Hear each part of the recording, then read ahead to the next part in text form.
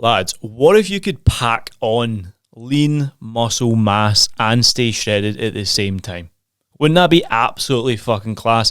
Well, today in this little video, I'm going to run through exactly how you can do that, because I honestly believe cuts and bulks are dead. I think that's the stupidest thing anyone can do. And yes, for a transformation client, for a bodybuilder, yes, they have to be done.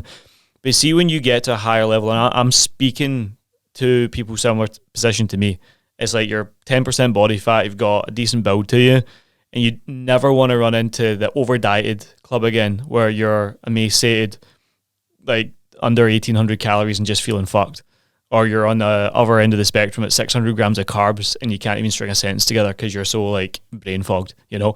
I want to remove all that pressure, because so many guys go through these cycles of get in great shape, pack on loads of weight thinking it's going to improve their physique, cut back down, and they don't look any fucking different year after year. So wouldn't that, to you and to me, be a shit return of investment from the cycles you go through? Taking yourself through all that hormonal disposition, stressing your body out physically and mentally, where you could actually instead just have a strategic approach to slowly building size over time whilst maintaining the body comp and never run into any of those problems again. How good would that be? So let's dive in, okay?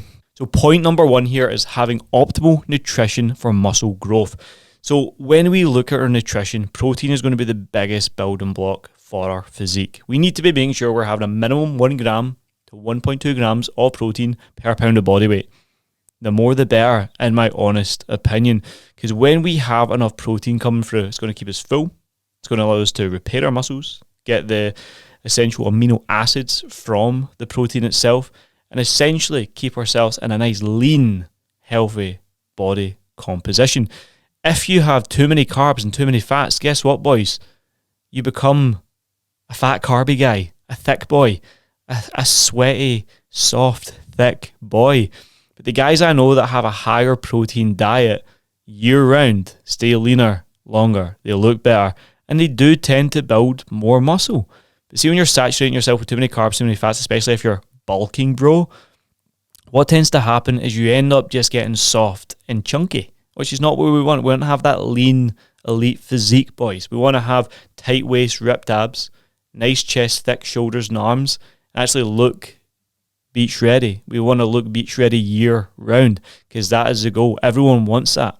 And I kind of came across this code a year and a bit ago, because I managed to maintain a really lean, healthy physique for about a year and a half now, whereas in the past it was cut bulk, and fry myself. So it's about calculating and adjusting based upon what you currently need. Your metabolic rate and TD will change over time, and you need to be smart with it. So once you get the protein established, I would always just baseline your dietary fats at anywhere between 45 and 50 grams. I think any more than that is unessential. The more fat you eat, the more fat you gain. And then you want to do some carb cycling, and I'm kind of just giving away the gold right now. I want you having high days of carbs and low days of carbs. And I tend to do it Monday to Friday. I keep it tight and low because it keeps me mentally sharp. And on the weekends, if I'm being more flexible and social, I push the carbs up. It's called the 5-2 diet.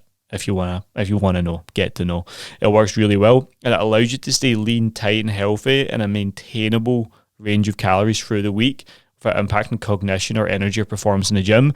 But on the weekend, you can drop the hammer when it comes to carbohydrates, fly them up, have social experiences based upon what you value. You can go out for a dinner. You can maybe have some room for some alcohol. You can push the food up, and on average over the week, your weekly average is like in a surplus.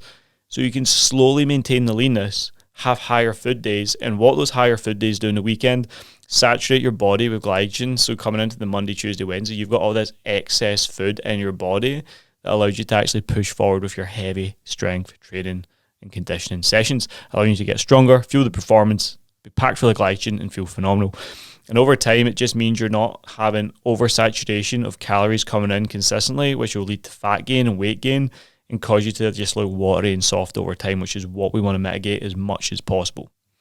Number 2 would be strength training fundamentals. We need to have a good baseline of strength training consistently in our routine, in our week. Why? Because if we are scaling our strength in the gym, see, if we're just getting stronger, right, we will be putting muscle on. Like, I've literally been in a deficit more days than not over the last year and a half, and I've put on probably about 5 kilos of muscle.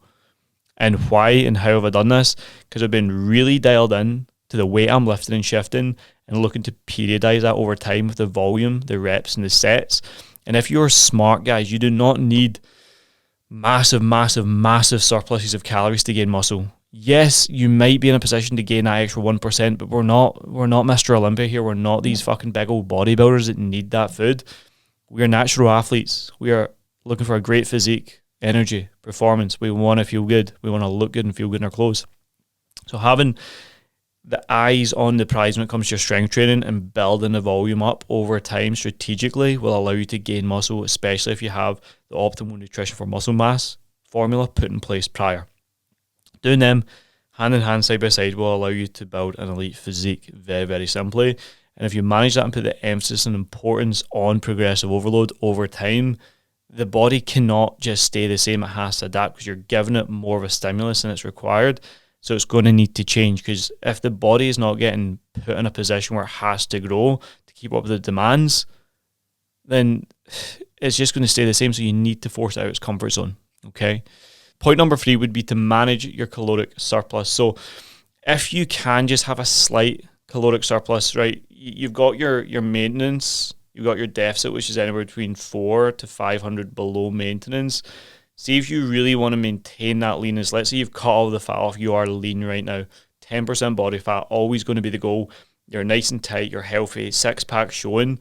If you bump your food up from your new maintenance where you're sitting right now by roughly 150 to 350 calories, very slightly, you're talking 10 to 25% extra calories, you're going to find yourself in a really anabolic position to grow tissue, to feel satiated, to have more diet flexibility, and maintain leanness if your output stays nice and high.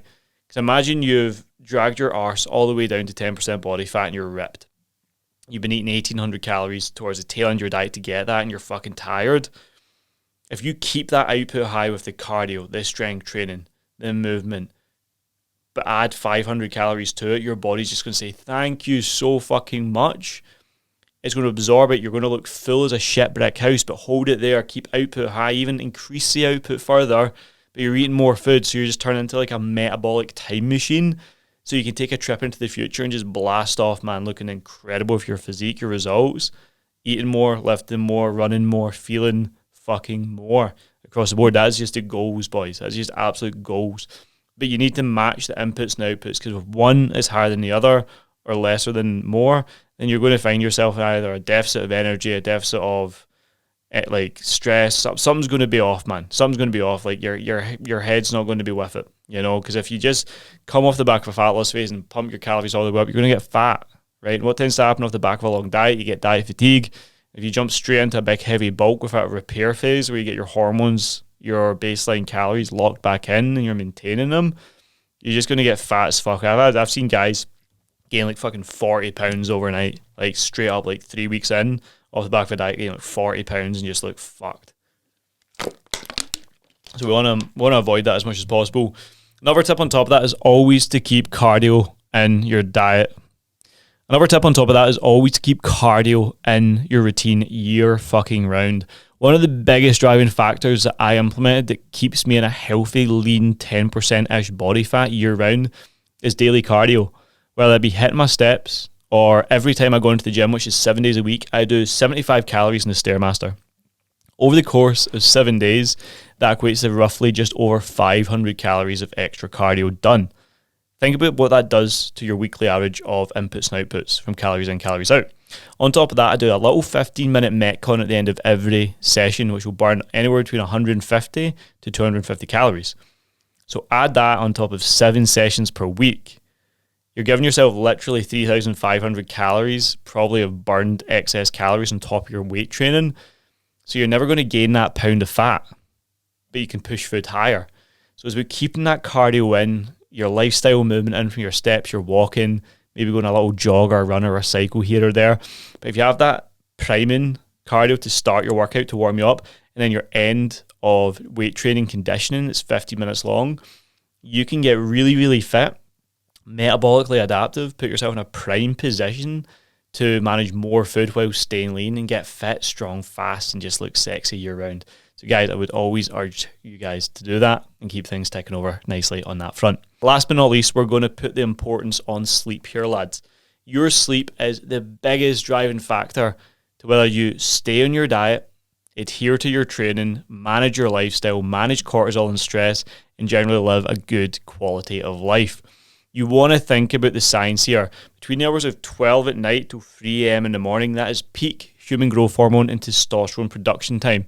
If you're going to bed later than 12, you are missing one of the cycles for testosterone and growth hormone to be released, which will inhibit muscle growth, it will inhibit fat loss, and it will cause more cortisol buildup in the body. So we want to be maximizing on that window of 12 to 3.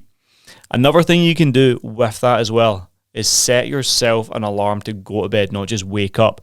So I like to get between 7 and 9 hours sleep per night. I wake up at 4 a.m., so I'll subtract 8 from that, which will get me into bed for 8 p.m. at night. Simple as that. And before bed at night, simple things that I like to do to optimize my sleep would be to have 4 whole eggs at nighttime, along with vitamin K2 and some vitamin D to get some healthy cholesterol and fatty acids from the eggs and protein that's slow digesting. But also the vitamin D and the K2 bind really nicely as almost like a natural testosterone supplement stack. So having them at nighttime along with maybe some magnesium bicarbonate, magnesium biglycinate, I should say, will be really, really useful to optimize sleep, hormone recovery and repair, stress maintenance and recovery, put you in a really good position to have a deep, restful sleep that allows you to wake up the next day feeling ready, prepped, set and good to go, recovered, fresh, energized. Your morning readiness will be through the roof and your cortisol will be nice and low so you can manage stress on a day-to-day basis. It's always the guys, right? They go to bed too late, wake up chasing their tail, that have poor stress, a shit physique, can't manage the nutrition, tend to undereat and overeat, have vices, seek pornography, seek escape, that have the worst sleep. It's as simple as that. So when we can look at your sleep, you're going to find yourself being in a more anabolic position to live your life in your own terms. And if a life in your own terms involves having a lean, muscular physique, then you're going to have a higher likelihood of having a lean, muscular physique. So guys, look after your sleep, implement that natural testosterone supplement stack along with the eggs, really, really good. And take on those cues from the last couple of points on how to build a lean, strong, sexy, muscular physique so you can operate your absolute best across the board without the cuts and the bulks. Guys, if you enjoyed this video, drop me a subscription down below. Drop me a comment. Would love to hear if this video was helpful. And make sure you follow me over on Instagram so you can follow my daily habits and keep on top of what I'm up to on a day-to-day basis. Guys, much love. See you in the next one. Let's fucking go.